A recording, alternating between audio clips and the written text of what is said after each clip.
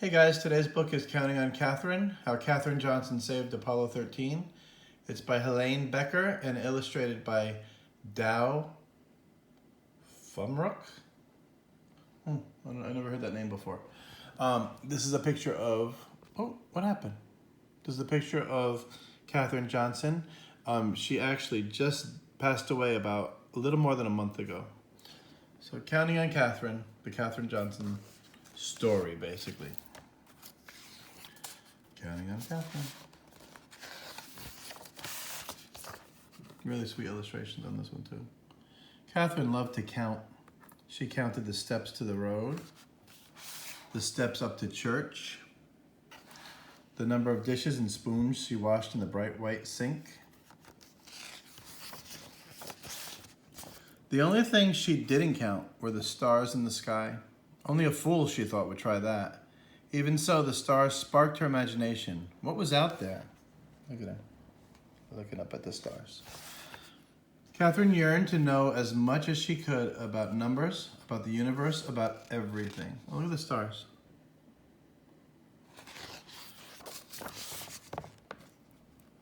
Katherine's boundless curiosity turned her into a star student. She was so bright she skipped 3 whole grades. She was catapulted right past her brother.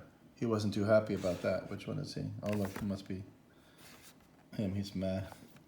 And she's like, da-da-da, I'm going to school. Sorry, suckers. And there she is in school. It looks like she's teaching, actually. Here goes the page noise. By the time she turned 10, Katherine was ready for high school.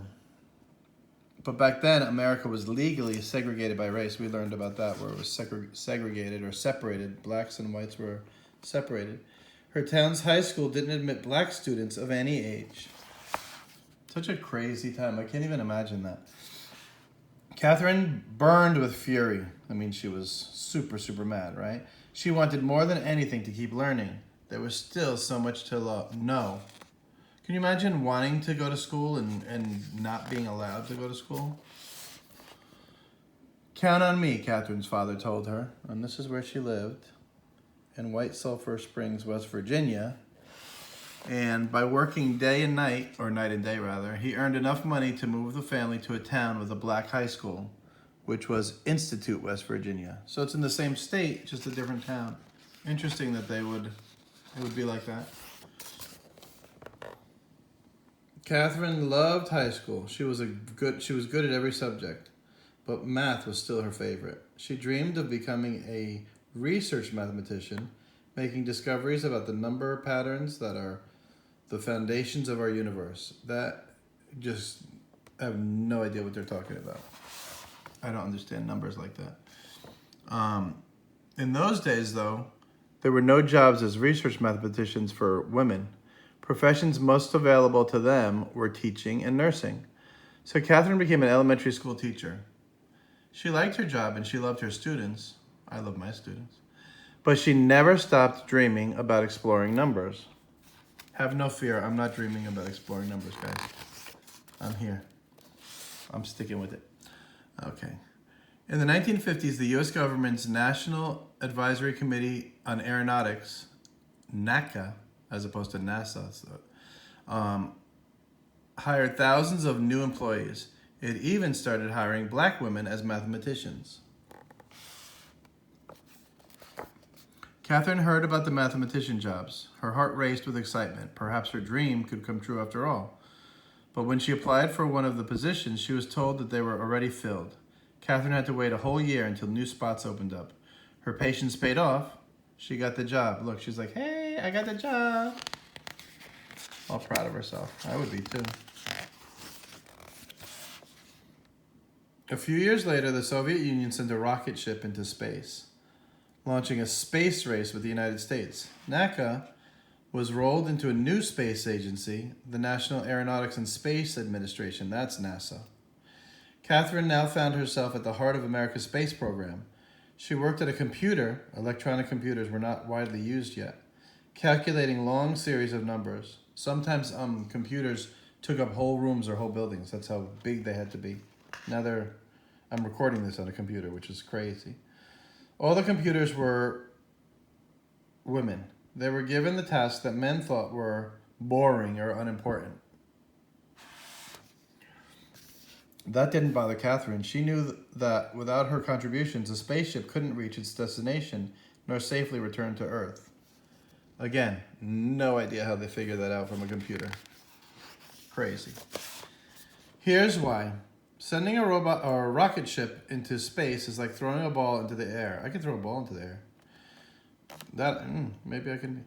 At first, the force of the throw sends the ball up, up, up. But as the energy runs out, the ball's path curves back towards the ground. Where it lands depends on what angle it was thrown and how high and how fast it flew. That kind of ties into the PE you're going to be doing next week. Because math is a kind of language, Katherine would ask those questions. How high would the rocket ship go, and how fast would it travel?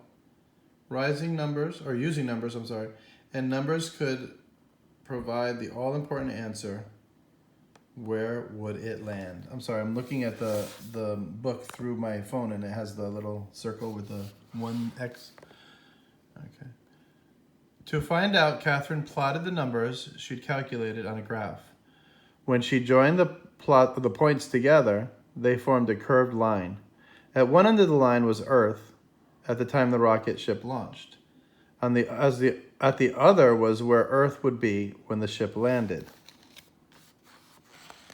Can you imagine how smart you have to be to figure all that stuff out?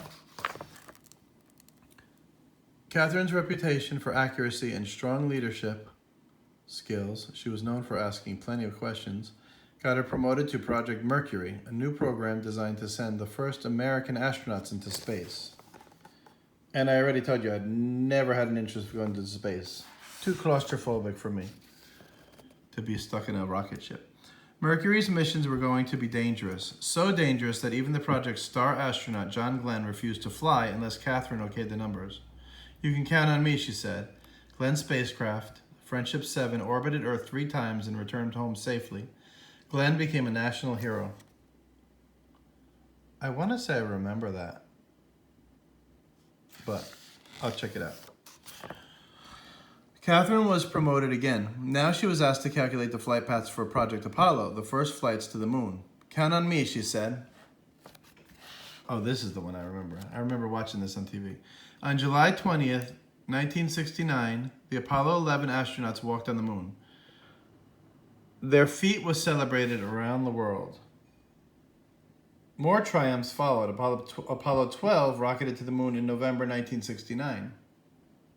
November 1969 and July 1969, so both in the same year.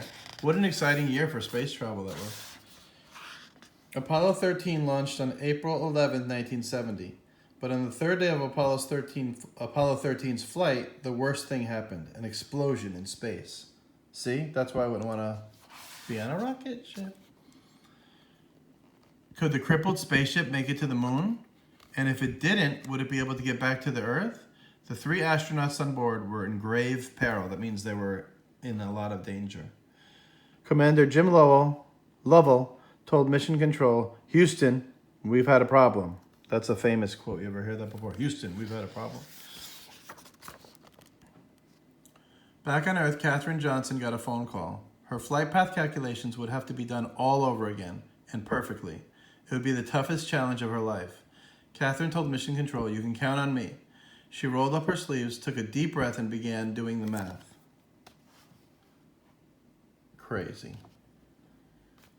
She worked hard and fast.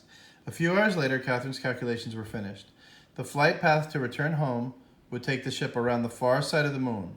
From there, the moon's gravity would act like a slingshot to zing the ship back to Earth.